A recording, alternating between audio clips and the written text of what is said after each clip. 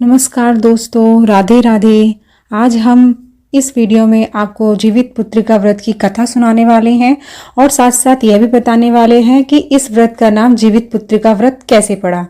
जीवित पुत्रिका व्रत यानी जीवित संतान के लिए रखा जाने वाला व्रत है। यह व्रत वह सभी सौभाग्यवती स्त्रियां रखती हैं जिनको संतान होती है। साथ ही जिनके संतान नहीं है वे स्त्रियां भी पुत्र की कामना और पुत्री की लंबी आयु के लिए यह व्रत रखती हैं। अश्विन मास के कृष्ण पक्ष की अष्टमी को प्रदोष काल यानी जब सूर्य छुप रहा हो और शाम गहराने लगे, माताएं अपने संतान की दीर्घ आयु, स्वास्थ्य और संपन्नता की मनोकामना से यह व्रत करती हैं। इस साल यह व्रत 6 अक्टूबर 2023 को हो रहा है। 24 घंटे के निर्जला व्रत को खर ज्योतिया कहा जाता है। इस दिन चक्की में पीसे हुए गेहूं के आटे में गुड़ मिलाकर शुद्ध घी में पकवान बनाया जाता है। पुत्र के नाम का एक बंधन माताएं अपने गले में धारण कर लेती हैं। मान्यता है कि चक्की में वह संतान पीस देती हैं, जो कुछ बच जाता है उसे स्वयं धारण कर लेती हैं। इसकी पूजा शिव जी को प्रिय प्रदोष काल में करनी चाहिए। व्रत का पारण दूसरे दिन अष्टमी तिथि को समाप्ति के पश्चात किया जाता है। अब बात करते हैं जीवित पुत्रिका व्रत का नाम जीवित पुत्रिका व्रत कैसे पड़ा। तो चलिए जानते हैं। पार्वती जी ने एक स्थान पर स्त्रियों को विलाप करते देखा तो शिव जी से उसका कारण पूछा। शिव जी ने बताया कि इन स्त्रियों के पुत्रों का निधन हो गया है, इसलिए ये विलाप कर रही हैं। पार्वती जी बहुत दुखी हो गई। उन्होंने कहा, हे नाथ, एक माता के लिए इससे अधिक हृदय विदारक बात क्या हो सकती है कि उसके सामने उसका पुत्र मर जाए। इससे मुक्ति का कोई तो मार्ग होगा, कृपया बताएं। शिव जी ने कहा, हे देवी, जो विधाता द्वारा रचित है उसमें हेर फेर नहीं हो सकता, किंतु जीमूत वाहन की पूजा से माताएं अपनी संतान पर आए प्राणघाती संकटों को भी टाल सकती हैं। जो माता अश्विन मास की कृष्ण पक्ष की अष्टमी को जीवित वाहन की पूजा विधि विधान से करेंगी, उसकी संतान के संकटों का नाश होगा। पार्वती जी के अनुरोध पर शिव जी ने उन मृत बालकों को पुनः जीवित कर दिया। इस कारण ही इसे जीवित पुत्रिका व्रत कहा जाता है। चलिए अब बात करते हैं कथा के बारे में, तो ध्यान से सुनिएगा। गंधर्वों के राजकुमार का नाम जीमूत वाहन था। वे बड़े उदार और परोपकारी थे। जीमूत वाहन के पिता ने वृद्धावस्था में वानप्रस्थ आश्रम में जाते समय इनको राज सिंहासन पर बैठाया, किंतु इनका मन राजपाट में नहीं लगता था। वह राज्य का भार अपने भाइयों पर छोड़कर स्वयं वन पिता की सेवा करने चले गए। वन में ही जीमूत वाहन को मल्यावती नामक राजकन्या से भेंट हुई और दोनों में प्रेम हो गया। एक दिन जब वन में भ्रमण करते हुए जीमूत वाहन काफी आगे चले गए, तब उन्हें एक वृद्धा विलाप करते हुए दिखी। पूछने पर वृद्धा ने रोते हुए बताया, मैं नागवंश की स्त्री हूँ, मुझे एक ही पुत्र है। पंचीराज गरुड़ के कोप से मुक्ति दिलाने के लिए नागों ने यह व्यवस्था की है।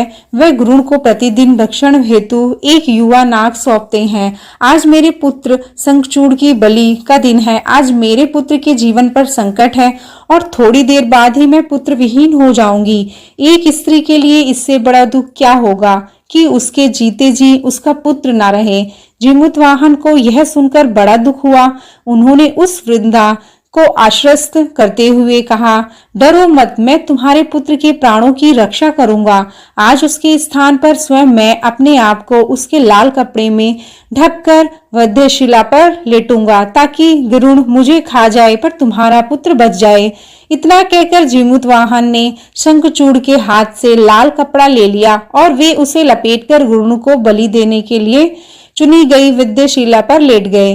नियत समय पर गरुड़ बड़े वेग से आए और वे लाल कपड़े में ढके जीमूत वाहन को पंजे में दबोचकर पहाड़ के शिखर पर जाकर बैठ गए।